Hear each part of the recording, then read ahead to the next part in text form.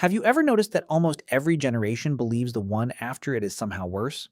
They say young people are lazier, less respectful, too sensitive, too distracted, too dependent on technology.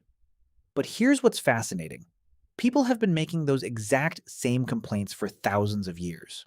Long before smartphones, long before television, long before the internet. Ancient writers complained that young people lacked discipline. Parents worried that new forms of entertainment would ruin society. Older adults believed the next generation simply didn't have the values they once did. So why does history keep repeating itself? Is every new generation actually getting worse? Or is our own psychology convincing us that change feels like decline? Today, we're exploring why almost every generation eventually criticizes the one that comes after it, what your brain is doing behind the scenes, and why this cycle never seems to end. Let's begin. The human brain loves familiarity. From an evolutionary perspective, familiar environments were usually safer than unfamiliar ones. When something changes too quickly, your brain doesn't immediately ask, "Is this better?" Instead, it asks, "Is this safe?" That's an important difference.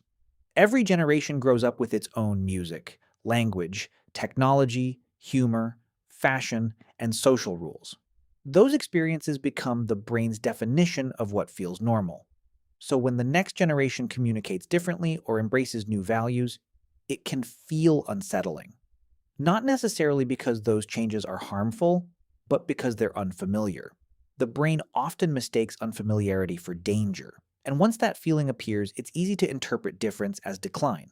There's another psychological effect quietly shaping our opinions. It's called rosy retrospection. Our brains tend to remember the good parts of the past more vividly than the difficult parts. People remember neighborhood friendships. They forget the boredom. They remember family traditions. They forget the arguments. They remember simpler technology. They forget waiting days for information that now takes seconds to find. Every generation edits its memories. The highlights remain. The frustrations slowly fade. As a result, yesterday begins to feel better than it really was. And today's world starts looking worse by comparison. As we grow older, our generation becomes part of who we are. The music we loved, the movies we watched, the way we learned, the challenges we overcame, these aren't just memories, they're part of our identity. When younger generations reject those traditions or replace them with something new, it can feel surprisingly personal, not because they're attacking us, but because they're changing the world we once understood. Psychologists call this social identity. People naturally feel attached to groups they belong to, including the generation they grew up in. So, when another generation behaves differently, our brains often exaggerate those differences. We begin seeing us and them. Even though every generation was once the misunderstood young generation itself, history tells a remarkable story. Comic books were once blamed for corrupting children. Rock music was said to destroy morality. Television was accused of making people lazy. Video games were predicted to create violence. Social media has been blamed for shortening attention spans. And now artificial intelligence is raising new fears about work, creativity, and education. The technology changes. The concern stays the same. Every generation encounters something new that older generations struggle to understand. Sometimes those concerns lead to useful conversations. Sometimes they become exaggerated fears. Psychologists call these waves of intense public concern moral panics. They often begin with uncertainty. And uncertainty encourages people to imagine the worst. Interestingly, this isn't a one-way street. Younger generations also judge older ones.